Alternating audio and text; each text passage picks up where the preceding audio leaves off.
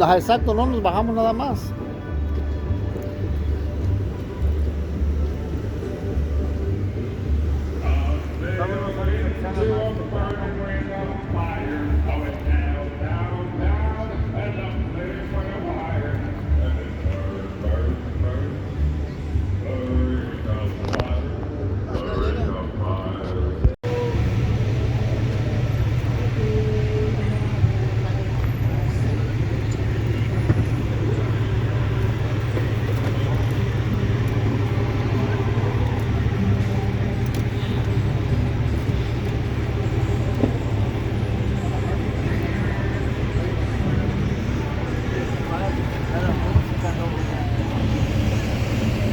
Now, you know how in California you have chicken law? Penitentiary from penance, because Quakers want to become penitent while you're in prison. Penitentiary, penance, penitent. And as I said before, Philadelphia is a city first. This is where we start solitary confinement here in the U.S., right here at Eastern State. Now, one of the most famous action-famous prisoners of Eastern State Penitentiary, probably know his name, the man, the myth, the legend, Al Capone. He was over there at Eastern State Penitentiary for about 7 months. He had a very fancy cell while he was over there because his childhood friend was the war in the winter, like how insurance companies are supposed to save you money. The irony. Like the original purpose of an insurance company was supposed to make you save money, not make you spend more. And you can go inside here for tours just the anniversary of the French Revolution. Joan of Arc is the patron saint of French youth and prisoners. She is also the patron saint of the Women's Army Corps of the U.S. Army. It only took about 500 years to make Joan of Arc saint back in 1920s by the English church, which is ironic because it was burnt at stake in the first place when she was only 19. That's how young Joan of Arc was when she died. She joined the French army when she was 17 because she heard the voice of God telling the French people during the 100 Years' War against Britain. Then she was captured and burned at stake.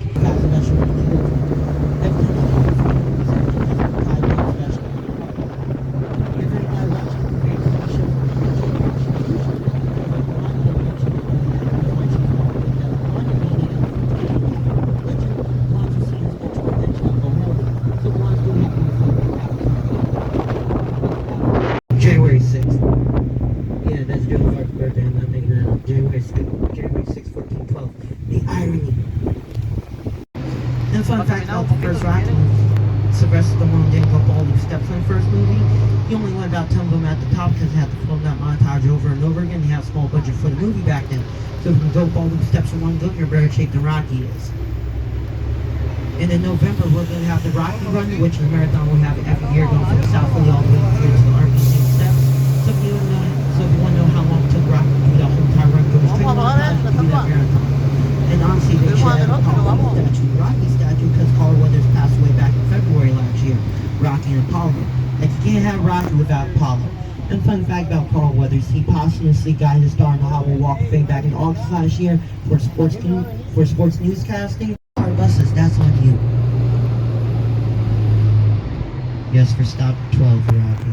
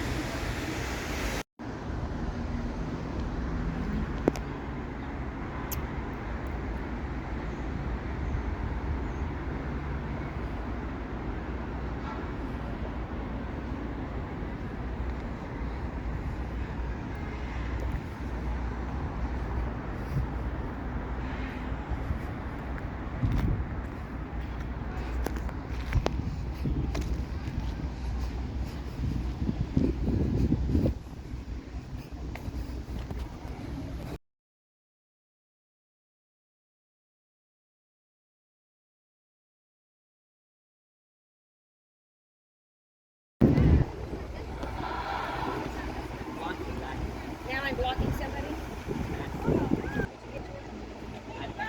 Right now,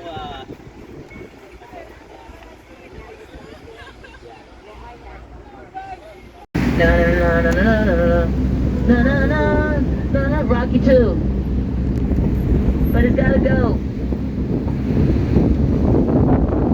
I'm making up a chair. To break it down from the birthday night today. University of Pennsylvania, founded by Benjamin Franklin as the first free public school in the colonies. Once again, College of Philadelphia. It is not free anymore, but it's not all. It's also not just the University of Pennsylvania. It's the University of Pennsylvania, University of Pennsylvania Hospital, Medical Institute, and Medical School. It's our largest medical institute. And what's funny is that even though it didn't start out as a hospital from Venezuela, on the revolution, I think I mentioned it, revolution, French Revolution, part of the emancipation of Latin America. This is the first ever stainless steel airplane built in Philly in the early 30s by a company called the Budd Company, named as the Pioneer.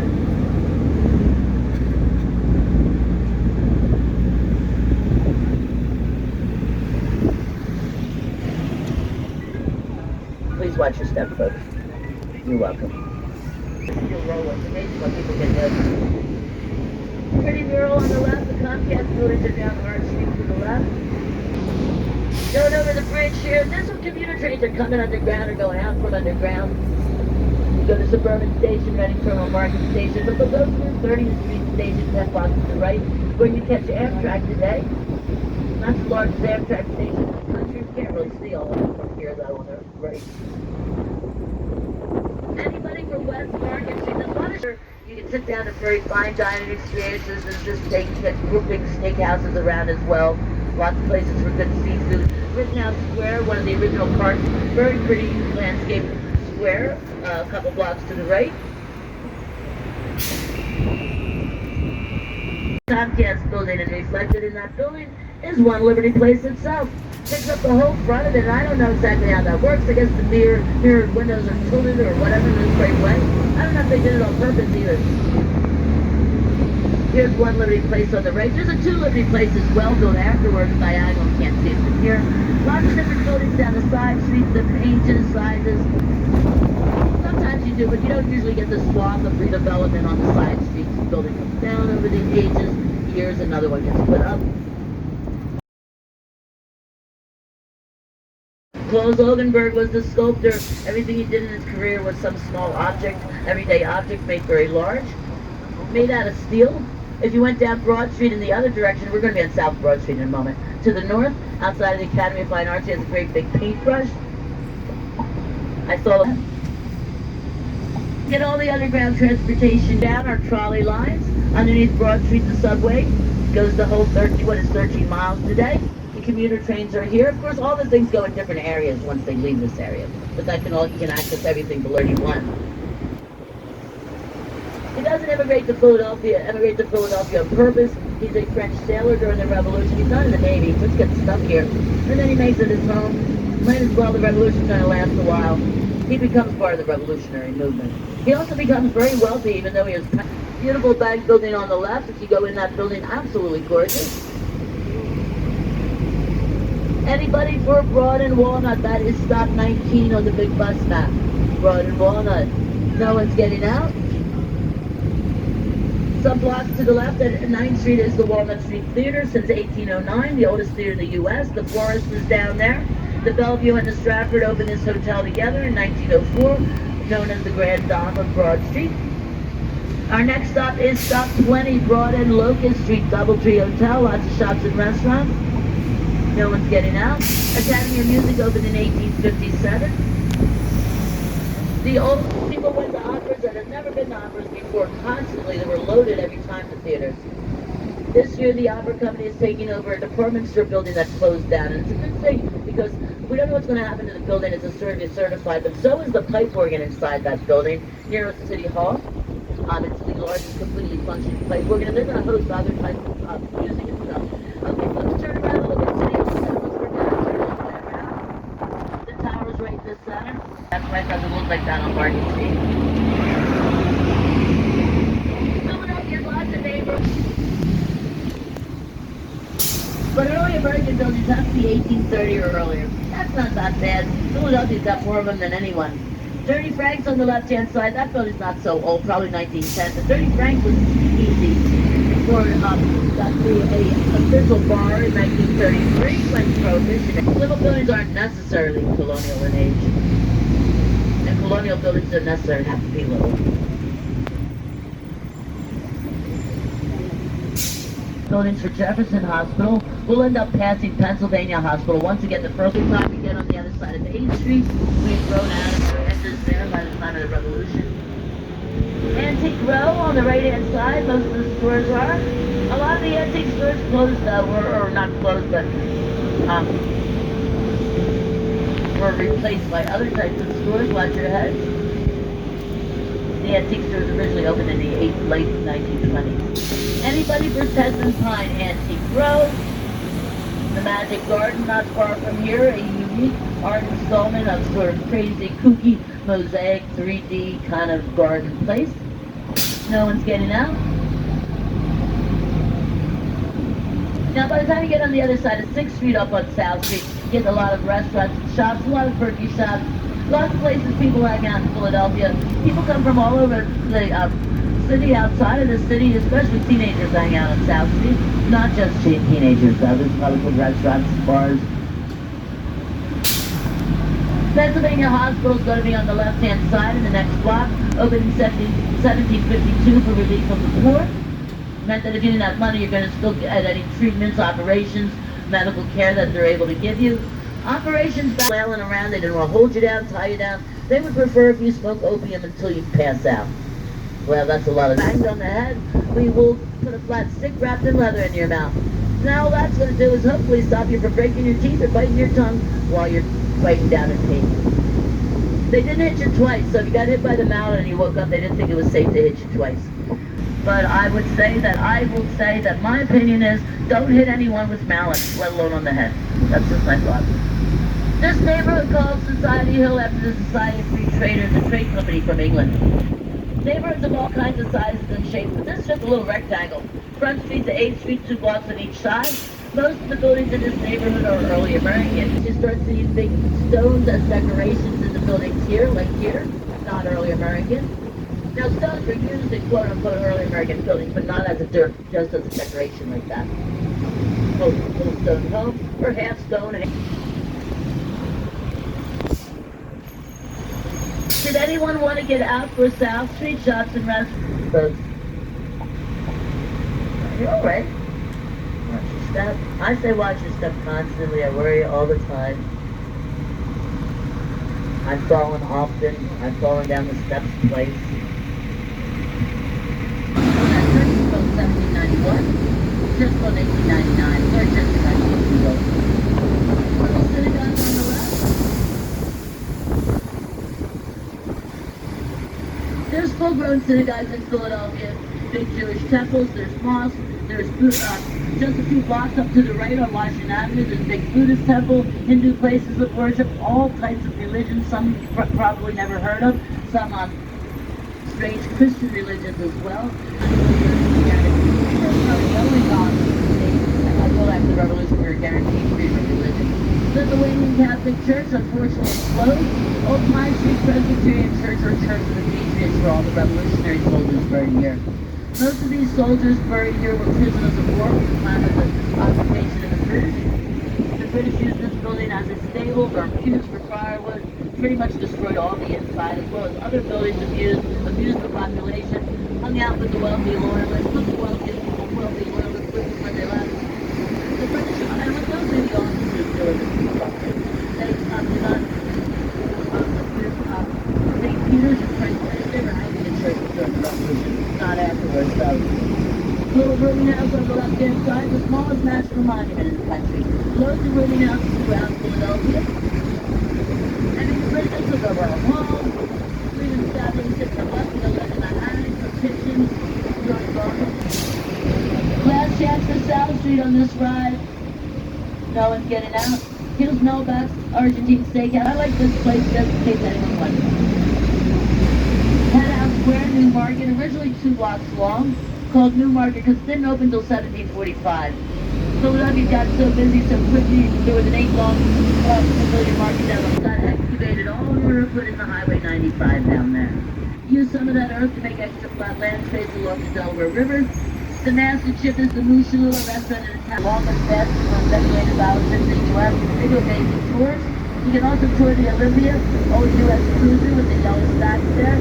Spanish-American War, World War I, World War II submarines that is just next to you get a tour of that as well. You can't see it too much. Anyone from Pennsylvania? Pennsylvania and the Vietnam War Memorial. No one's getting out upstairs. Memorials to immigration of Irish over there and Scots Irish depicted in their native dress. So they dug up all that earth. The highways below us. They made extra flat land space both on this street, so it'd be cool to be able to take a ferry ride at night. Guess what? Nobody ever calls me and asks me when I think about anything. Commodore Barry plaque there. Commodore Barry's going to go all the way over to the river. And if you can imagine that as a hill over there, and it was a hill, as all of the styles, examples, different styles would be Cleveland's Rock and Roll Hall of Fame, the glass pyramid outside the Lutheran Church, Graziano's Italian seafood restaurant in the modern building in front. To the right-hand side, the tall building, cool Art Deco and Georgian combination, is our customs house. The brick building on this side of it is City Tavern. It's not open though, it needs a tenant. It's owned by the National Park, so the construction restaurant. The Hot Exchange on the right, plaque for Alexander Hamilton on the left, because that's where he used to live when he was in Philadelphia, but not at that building, it wasn't there. So they slapped a plaque on it. Centennial Bell, what the heck's that? She had it designed after the Liberty Bell. She gave it to us for our bicentennial. Those are their ancestors, King George III was behind in time. First back in the U.S., Museum of the American Revolution, lots of restaurants and gift shops around here. This is our last stop before Independence Hall, where the tour ends. Anyone's worth 30 chestnuts. No one's getting out. In front of the Museum of the American Revolution are bronze versions of the two famous historical paintings. George Washington crossing the post office, which isn't open until Sunday. It is a functioning post office. He was our first postmaster. They wanted to have a print shop there, so we'll show you where they went. It's very cool. The building's very old. There's also an apothecary. There's also a lot of old banks, not just the first and second bank, but a lot of old bank buildings down on Chestnut Street between here and Independence. So there's Sonny's cheesesteaks, Campos, there's coffee shops, there's Frank's and ice cream where they make their own ice cream. Lots of very laid back, easygoing places to hang and enjoy an alcoholic beverage. If we want to turn on Market Street there, we can because they're doing construction, they're messing with the street. Been doing that for a while. So you gotta get a replay of some of the things you've already seen in a different angle. Some art studios around here. Favorite for someone. So the Betsy Ross house is over to the right-hand side. That's a great way to see what it was like to live in one of our small homes. We still live in them. The thing is, even if the architecture inside hasn't been messed with that much. Quaker Meeting House on the left, they do this tour.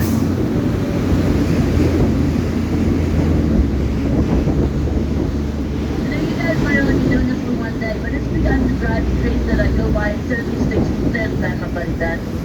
Instead of seeing these things 4 or 5 times a day, I see them 8 or 10 times a day. Tours as well. And that's our second at Market Street. 3.5 blocks here. That's Babe in the corner, along with Deborah, his wife, Francis, his young son, who's on smallpox. Ben's other son, William Franklin, once again the Royal Governor of New Jersey. So New Jersey didn't need a Royal Governor anymore. Constitution Center.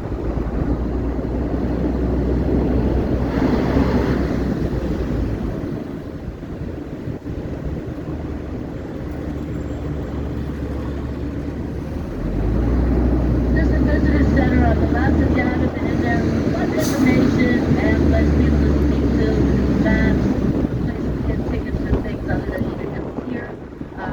Tables and chairs for hanging out or bringing in lunch. Little snack bar, visitor center.